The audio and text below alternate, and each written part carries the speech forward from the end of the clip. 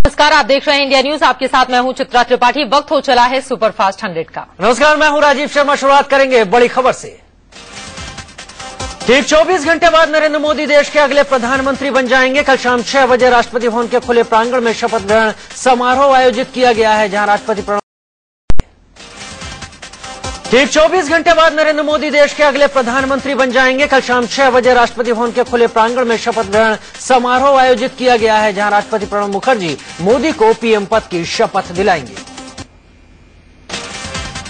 कल प्रधानमंत्री पद की शपथ लेने से पहले नरेंद्र मोदी महात्मा गांधी के समाधि स्थल राजघाट भी जाएंगे। सुबह 7:30 बजे वो राजघाट जाएंगे और गांधी जी को नमन करेंगे। मोदी के शपथ ग्रहण के लिए सुरक्षा के तगड़े इंतजाम किए गए हैं। दिल्ली पुलिस समेत अर्धसैनिक बलों के 10,000 जवान तैनात रहेंगे। आसमान से वायुसेना के जवान चौकसी रखेंगे तो ऊंची इमारतों पर शार्प शूटर मुस्तैद रहेंगे। दिल्ली पुलिस ने आज राष्ट्रपति भवन के आसपास सुरक्षा इंतजाम का जायजा लिया। पूरे इलाके को छावनी में तब्दील कर दिया गया है। कल कोई चूक न हो जाए, इसके लिए दिल्ली पुलिस ने रिहर्सल कर सुरक्षा इंतजाम को परखने की कोशिश की। 3 स्तर की सुरक्षा के बंदोबस्त किए गए हैं। पहले घेरे में समारोह स्थल के चारों तरफ दिल्ली पुलिस के अफसर मौजूद रहेंगे, तो दूसरे घेरे में राष्ट्रपति भवन के आसपास 1000 जवान तैनात रहेंगे। तीसरे घेरे में प्रेसिडेंट स्टेट के बाहर जवानों की तैनाती होगी। रायसीना हिल्स के आसपास सुरक्षा के कड़े इंतजाम होंगे। इसी सिलसिले में यहां के सरकारी दफ्तरों को कल दोपहर बाद बंद रखने का फैसला किया गया है। पुलिस ने कहा है, जरूरत पड़ने पर मेट्रो सेवा बंद रखने का फैसला बाद में होगा। कल मोदी के शपथ ग्रहण को लेकर दिल्ली की ट्रैफिक पर असर पड़ेगा। कई रास्ते बंद रहेंगे। इनमें राष्ट्रपति भवन, विजय चौक, साउथ एवेन्यू मार्ग, नॉर्थ एवेन्यू मार्ग, डलहौजी रोड और चर्च रोड शामिल हैं। शपथ ग्रहण को लेकर कुछ रास्तों को डायवर्ट भी किया गया है। इनमें रेल भवन से संसद रोड, रायसीना रोड, पंडित मार्ग, तालकटोरा रोड, मोतीलाल मार्ग, मदर टेरेसा मार्ग को डायवर्ट कर दिया गया है। नरेंद्र मोदी के शपथ ग्रहण में आने से पहले पाकिस्तान के प्रधानमंत्री नवाज शरीफ ने भारत को खास तोहफा दिया है। पाकिस्तान की जेल में बंद 151 भारतीय मछुआरों को रिहा कर दिया गया है। ये मछुआरे सोमवार को वतन पहुंच जाएंगे। पाकिस्तान के कराची जेल में 3 साल से बंद दिनेश विश्वकर्मा भी रिहा हुए हैं। दिनेश की रिहाई की खबर मिलते ही उनके घर गाजीपुर में खुशी की लहर दौड़ पड़ी है। रिहाई की खुशी में गांव वालों ने आतिशबाजी की और एक दूसरे को मिठाई बांटकर खुशी का इजहार किया।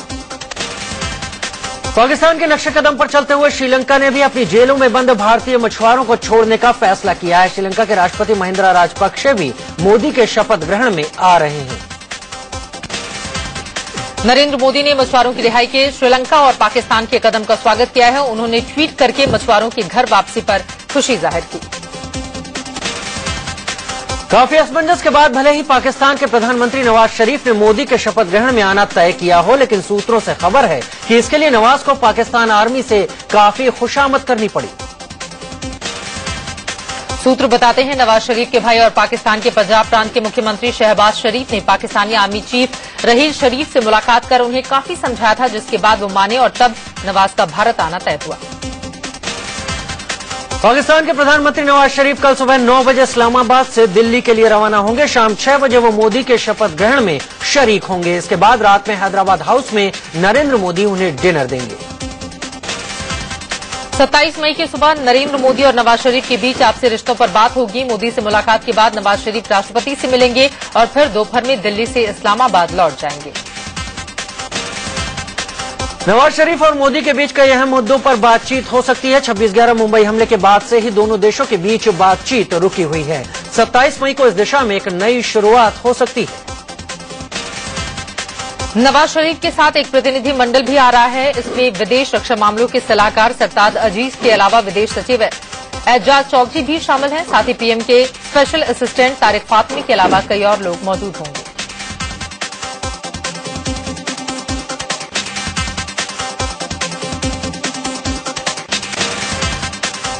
सार्क देशों के सभी राष्ट्राध्यक्ष या उनके प्रतिनिधि मोदी के शपथ ग्रहण के गवाह बनेंगे। इनमें श्रीलंका के राष्ट्रपति महिंद्रा राजपक्षे, अफगानिस्तान के राष्ट्रपति हामिद करजई, भूटान के पीएम शेरिंग तोब्गे, नेपाल के पीएम सुशील कोइराला, मालदीव के राष्ट्रपति यामीन अब्दुल गयूम शामिल हैं। नरेंद्र मोदी के शपथ ग्रहण में शरीक होने के लिए भूटान के प्रधानमंत्री शेरिंग तोब्गे भारत पहुंच गए हैं। दिल्ली एयरपोर्ट पर उनकी शानदार अगवानी की गई। तोब्गे का ये 4 दिनों का भारत दौरा है। मोदी के शपथ ग्रहण समारोह में शामिल होने के लिए बांग्लादेश की स्पीकर डॉक्टर शिरीन शर्मिन चौधरी दिल्ली पहुंच गई हैं। बांग्लादेश की प्रधानमंत्री शेख हसीना पहले से ही विदेश दौरे पर हैं, इसलिए उन्होंने स्पीकर को भेजा है। पाकिस्तान की जेल में हुए जानलेवा हमले में जान गंवाने वाले सरबजीत सिंह के परिवार ने नवाज शरीफ को बुलाने का विरोध किया है। सरबजीत की बहन दलबीर कौर ने कहा, मोदी से ऐसी उम्मीद नहीं थी कि वो नवाज को न्योता देंगे। पाकिस्तान के प्रधानमंत्री नवाज शरीफ के भारत दौरे का देश में कई जगह विरोध हो रहा है। मथुरा में शहीद हेमराज के परिजनों ने नवाज का पुतला लेकर भारत आने का विरोध किया। पिछले साल सरहद पर पाक सैनिकों ने हेमराज की हत्या कर दी थी और सर काट कर ले गए थे। हालांकि मोदी के शपथ ग्रहण में नवाज शरीफ के आने से अमृतसर के उनके पैतृक गांव जाती उमरा में खुशियां मनाई जा रही हैं। गांव के लोगों ने मिठाइयां बांटी और जश्न मनाया। एनडीए के दो घटक दल एमडीएमके और डीएमडीएमके ने श्रीलंका के राष्ट्रपति राजपक्षे के शपथ समारोह में आने का विरोध किया है। एमडीएमके नेता वाइको ने नरेंद्र मोदी और राजनाथ सिंह से मिलकर पहले ही विरोध जता दिया है और कल जंतर मंतर में पार्टी विरोध प्रदर्शन भी करेगी।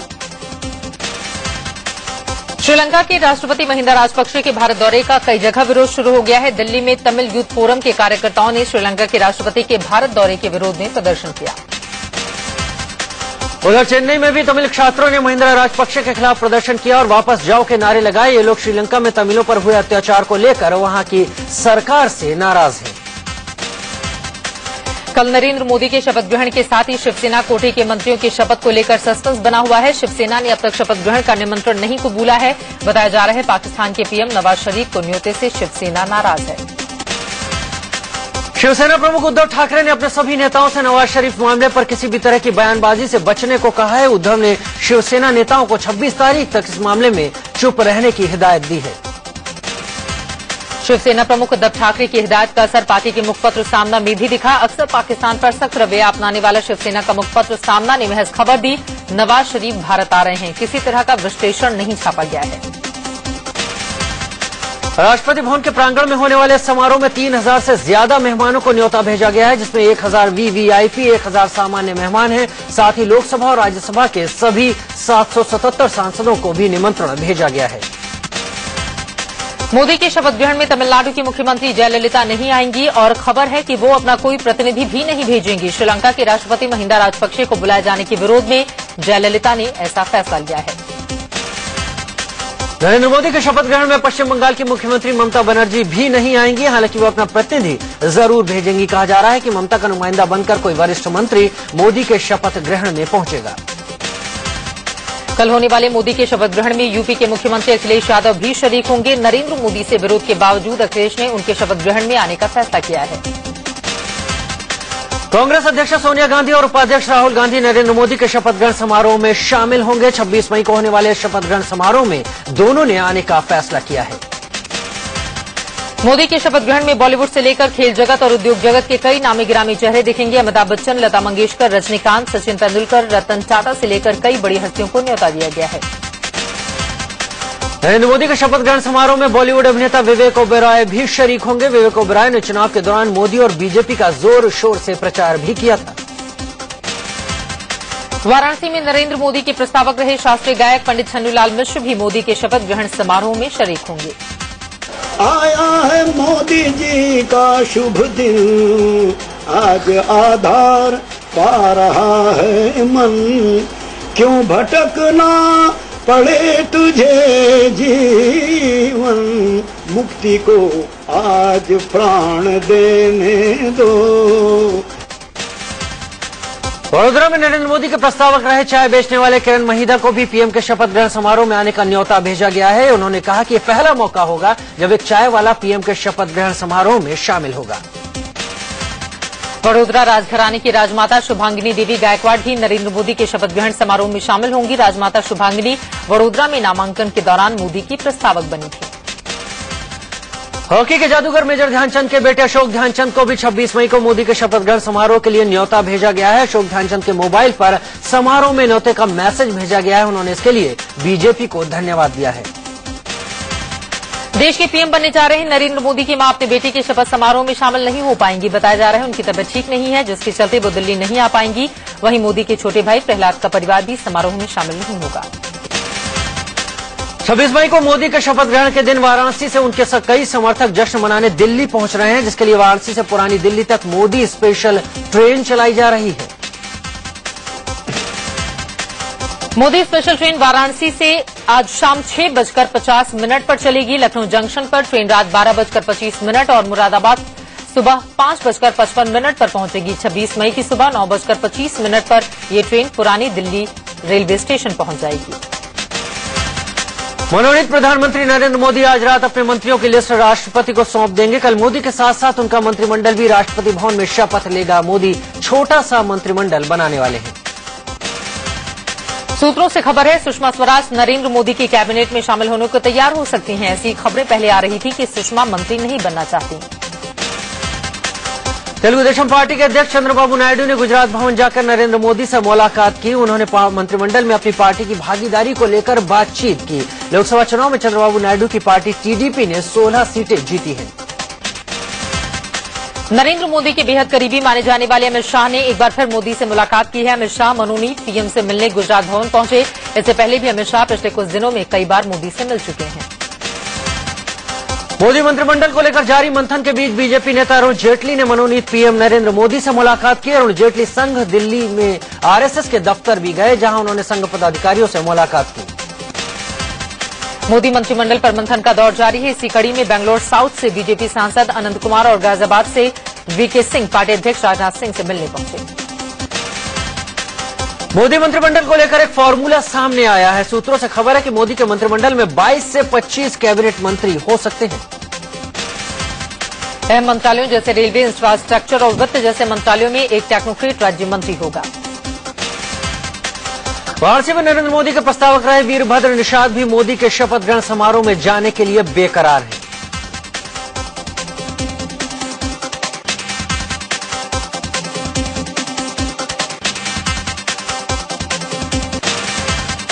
वाराणसी में 26 मई को होली और दिवाली साथ में मनाई जाएगी। नरेंद्र मोदी के पीएम पद की शपथ लेने से पहले ही बीजेपी नेता जश्न मना रहे हैं। गाजियाबाद के दूधेश्वर नाथ मंदिर में नरेंद्र मोदी के लिए हवन किया गया। लोगों ने हवन करके कामना की कि मोदी शपथ के बाद अपने मंत्रियों के साथ सफलतापूर्वक देश चला सके। 26 मई को मोदी के प्रधानमंत्री बनने की खुशी में अमृतसर में एक शख्स ने अनोखा कप बनाया है। 336 छोटे छोटे कपों को मिलाकर इस खास कप को बनाया गया है। वाराणसी में एक परिवार नरेंद्र मोदी का बधाई पत्र मिलने से बेहद खुश है। परिवार ने बेटे की शादी के वक्त मोदी को निमंत्रण पत्र भेजा था। मोदी ने उसका जवाब बधाई पत्र के रूप में दिया। मनोनीत प्रधानमंत्री नरेंद्र मोदी ने अभी शपथ भी नहीं ली है, लेकिन अयोध्या में मंदिर की मांग उठने लगी है। बीएसपी नेता अशोक सिंघल ने कहा, मजबूत सरकार मजबूती से राम मंदिर बनवाएगी। उधर सांसद SP Y Reddy YSR Congress छोड़कर तेलुगु देशम पार्टी में शामिल हो गए हैं। अरविंद केजरीवाल के समर्थन में कल आम आदमी पार्टी की ओर से निकाला गया कैंडल मार्च फ्लॉप साबित हुआ। हरियाणा के बरवाला में पूर्व केंद्रीय मंत्री विनोद शर्मा ने लोक सेवा पंचायत के कार्यालय का उद्घाटन किया। उन्होंने कहा कि राजनीति में अहंकार लोगों का सबसे बड़ा दुश्मन है। विनोद शर्मा ने कहा कि गरीब सवर्णों को आरक्षण दिलाने के बाद भी उनकी लड़ाई जारी रहेगी। पूर्व केंद्रीय मंत्री विनोद शर्मा ने हरियाणा के कालका में भी लोक सेवा पंचायत के कार्यालय का उद्घाटन किया। उन्होंने कहा कि अगर हरियाणा नंबर 1 है तो कालका का विकास क्यों नहीं हुआ। वहीं कांग्रेस पर निशाना साधते हुए उन्होंने कहा कि कांग्रेस ने हरियाणा की जनता की ईमानदारी का फायदा उठाया है। इसके बाद विनोद शर्मा ने हरियाणा के नारायणगढ़ में लोक सेवा पंचायत के कार्यालय का उद्घाटन किया। यहां भी समर्थकों ने उनका माला पहनाकर जोरदार स्वागत किया। उन्होंने कहा कि क्षेत्र में आईएमटी नहीं बनने से बेरोजगार युवाओं का नुकसान हुआ। ब्रेकफास्ट 100 में आगे बढ़ेंगे। इंडियन मुजाहिदीन के सरगना रियाज भटकल के अफगानिस्तान में देखे जाने की खबर एक अखबार ने छापी है। शुक्रवार को अफगानिस्तान के हेरात में भारतीय दूतावास पर हुए हमले के बाद रियाज के बारे में ये खबर सामने आई है। हेरात में भारतीय दूतावास पर हमले की जिम्मेदारी किसी आतंकी संगठन ने अब तक नहीं ली है, लेकिन इसी दरमियान रियाज के अफगानिस्तान में होने की खबर आने के बाद से शक की सुई इंडियन मुजाहिदीन की तरफ जाने लगी है। वाराणसी में बिजली कटौती से परेशान बीजेपी कार्यकर्ताओं ने अनोखा प्रदर्शन किया। इन लोगों ने विरोध के बतौर मुख्यमंत्री अखिलेश यादव की शव यात्रा निकालते हुए अंतिम संस्कार किया।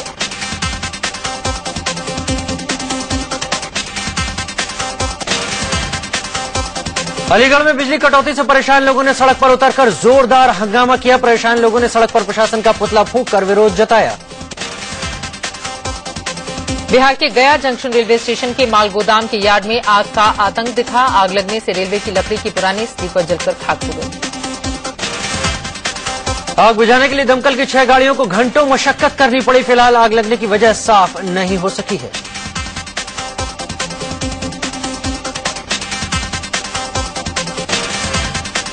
कानपुर के अनवरगंज इलाके में एक मकान में आग लगने से हड़कंप मच गया। आगरा के मनसुखपुरा इलाके में दर्जनों लोगों पर शनिवार को मौत का कहर बरपा। यहां आंधी से बिजली के तार टूटे और दर्जनों घरों में आग लग गई। दिल्ली के भजनपुरा इलाके में एक तेज रफ्तार कार ने एक राहगीर को जोरदार टक्कर मार दी। हादसे की तस्वीरें सामने की एक सीसीटीवी फुटेज से आई हैं। महाराष्ट्र के गढ़चिरौली में नक्सलियों ने कांग्रेस नेता बापू तलांडी की गला काटकर हत्या कर दी।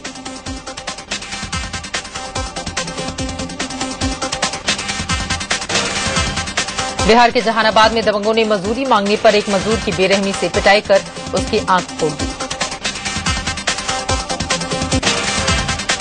यूपी के फिरोजाबाद में अज्ञात बदमाशों ने एक एसपी नेता की गोली मारकर हत्या कर दी।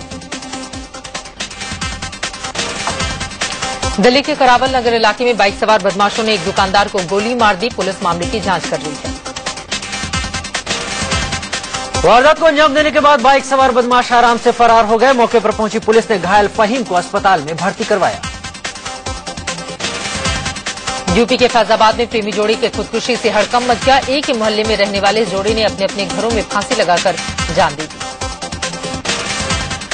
दिल्ली पुलिस ने कल्याणपुर इलाके में 23 मई को हुई 2 लाख की लूट का खुलासा कर दिया है।